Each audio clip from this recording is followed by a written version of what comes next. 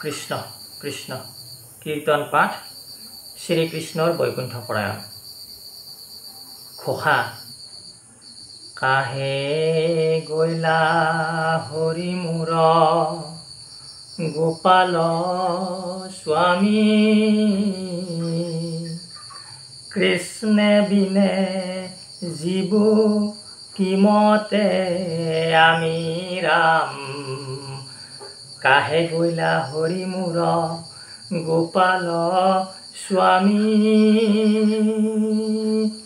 কৃষ্ণ বিনে জীব কিমতে আমি কৃষ্ণ পদ হে রাম রাম রাম রাম রাম আর কৃষ্ণ কনে দেখি আকুল মতি বিচারি পাছে পাইলো প্রাণ পতি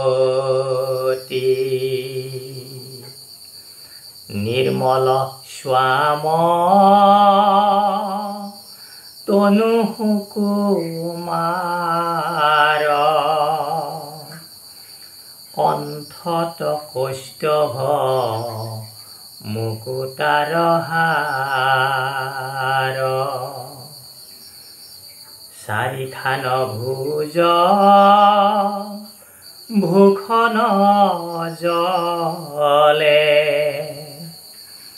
আপাদ লম্বী বনমালা গলে অৰুণ লোচন মুখ প্ৰসন্ন প্ৰকাশন্তে আছে পীতবসন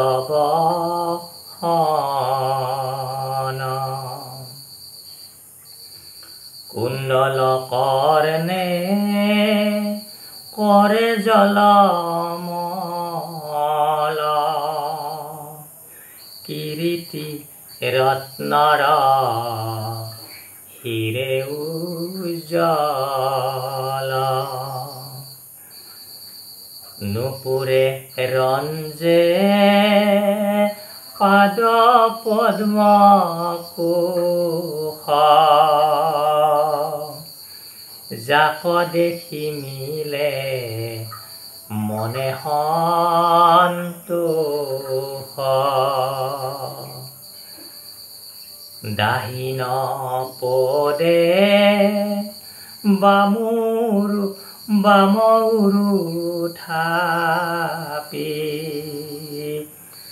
আসনে বহিছা জগত ব্যাপী শিশু অস্বস্থত আবজি গাঁও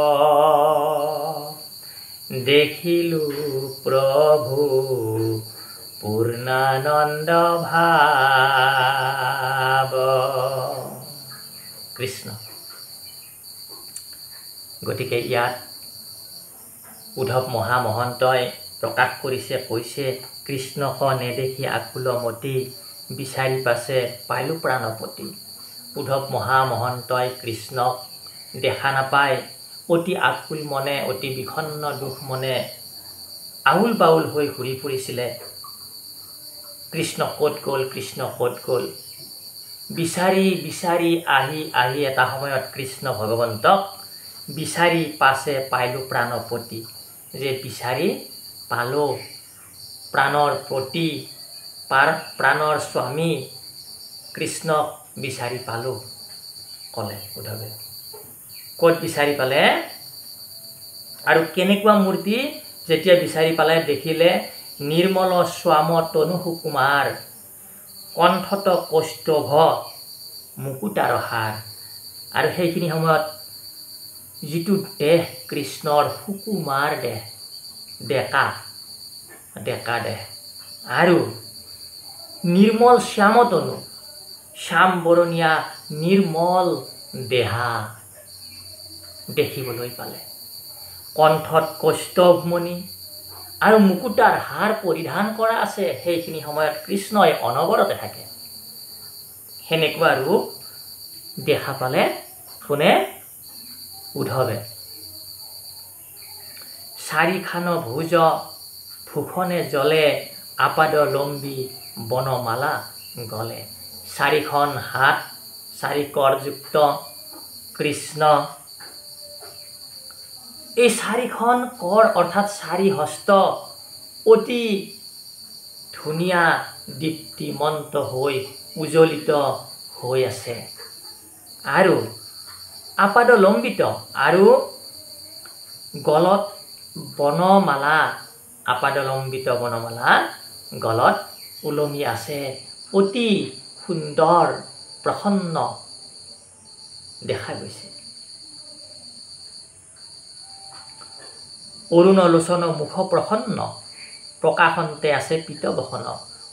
অৰুণ লোচন মুখ প্ৰসন্ন, অতি সুন্দৰ মুখমণ্ডল দেখিবলৈ প্ৰসন্ন। দেখিলে প্ৰসন্ন লাগে, ফূৰ্তি লাগে, আনন্দ লাগে। কৃষ্ণৰ মুখ যদি আমি কৃষ্ণক যদি আমি দৰ্শন কৰিবলৈ পাওঁ। কুণ্ডল কৰ্ণে মকৰ কৰে জলমল আৰু কাণত কুণ্ডল পিন্ধা আছে মকৰাৰ লেখীয়া। কিৰীটি ৰত্ন হিৰে উজ্জ্বল আৰু ৰত্নৰ সোণৰ শিৰত কিৰীটি পৰিধান কৰা আছে, সোণৰ উজ্বলি উঠি আছে, অতি ধুনীয়া প্ৰসন্ন।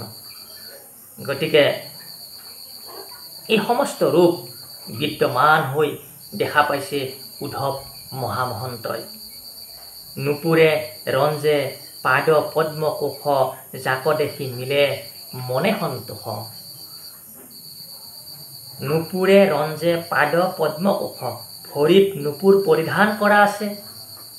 আৰু এনেকুৱা ৰূপ দেখি কি হয়?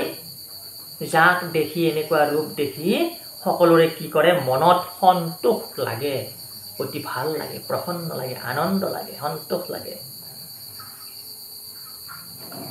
আৰু এনেকুৱা ৰূপ এটা পৰিধান কৰি এনেকুৱা ৰূপ দেখা পালে যে শিশু অশ্বত্থ বৃক্ষৰ তলত আউজি পূৰ্ণানন্দ ভগৱান শ্ৰীকৃষ্ণ হৰি কি কৰি আছে? জগতব্যাপী তাতে অশ্বত্থ বৃক্ষৰ তলত বহি আছে। আর তাহাতে মৈত্রেয় মিলিলা আখি, মোক দেখি কৃষ্ণে তুলিলা হাসি। কান্দিবে লাগিলো প্রভুক চাই, প্রবোধিলা মোক যাদৱ ৰায়। জানিলো উদ্ধৱ তোমাৰ চিত্ত, পুৰিব তোমাৰ মনবাঞ্ছিত।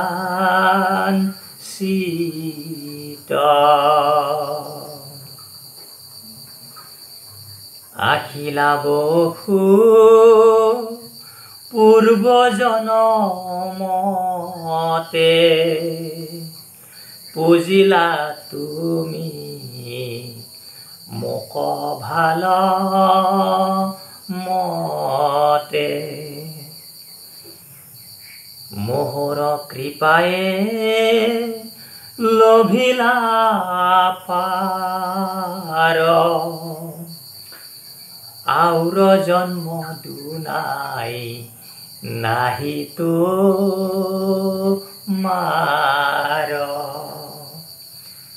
সুদৃঢ় ভকতি জ্ঞান বৈৰাগ ই জন্মত আহি লইলে লাগ হেন কৃপা বাক্য শুনি স্বামীৰ স্নেহে হৰিল শৈশৱে হৰিৰ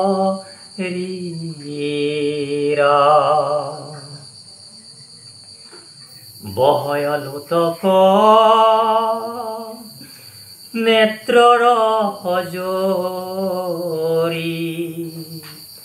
বলিলো পাছে কৃতাঞ্জলি কৰি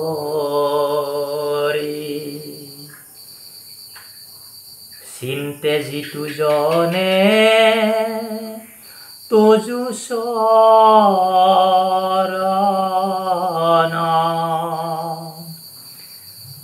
নিহিজে তাৰ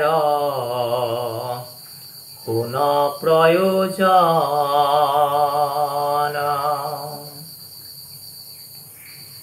তথাপি একো বাঞ্ছা নাহি মোৰ তোমাৰ চৰণ সেৱাত পৰ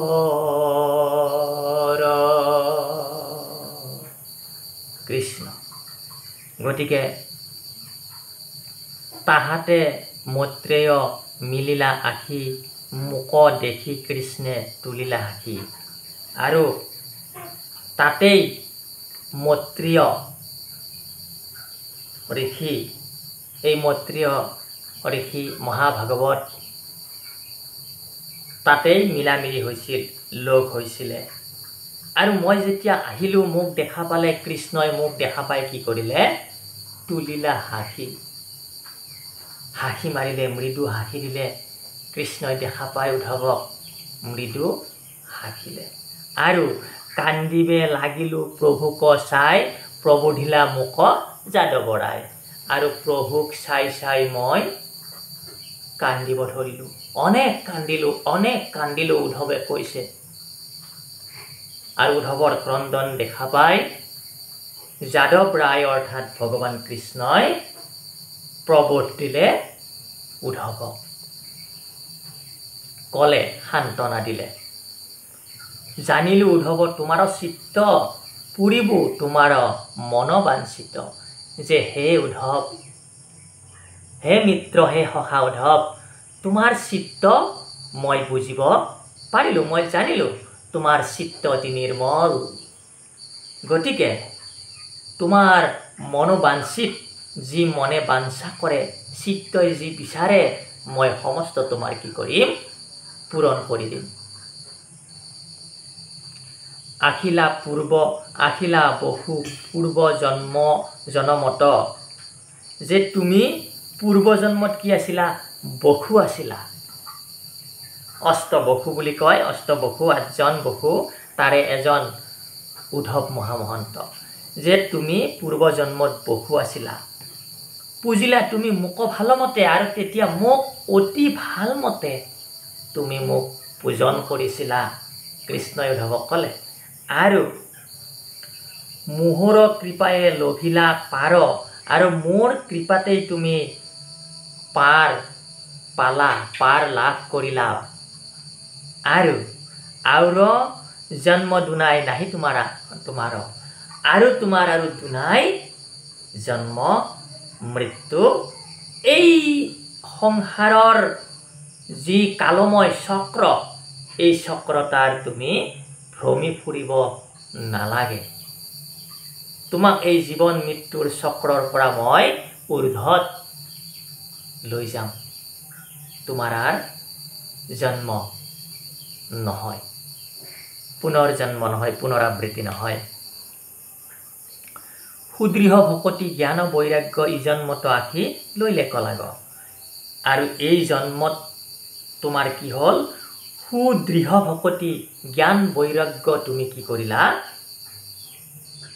ভকতি কৰিলা এই সুদৃঢ় ভকতি জ্ঞান বৈৰাগ্য তুমি কৰিলা এই জন্মত আহি লৈ লগে লগে এই জন্মত তুমি এই ভকতি কৰিলা হেন কৃপা বাক্য শুনি স্বামীৰ স্নেহে শিহৰিল সবে শৰীৰ এনেকুৱা কৃপাময় বাক্য শুনি কৃষ্ণৰ মুখৰ পৰা উদ্ধৱৰ সমস্ত গা শিহৰি শিহৰি উঠিল কৃষ্ণৰ মুখৰ পৰা এনেকুৱা মধুময় বাক্য শুনি উদ্ধৱৰ গা শিহৰি উঠিল বহয় লোটক নেত্ৰৰ জৰি বুলিলো পাছে কৃতাঞ্জলি কৰি আৰু চকুৰ পানী জৰ্জৰকে উদ্ধৱৰ দুচকু দি বাগৰি গ'ল প্ৰেম ভকতিৰ মহিমা আৰু কৃতাঞ্জলি সেৱা নিবেদন কৰি উদ্ধৱে কৃষ্ণক অতি ভক্তিভাৱে ক'বলৈ ধৰিলে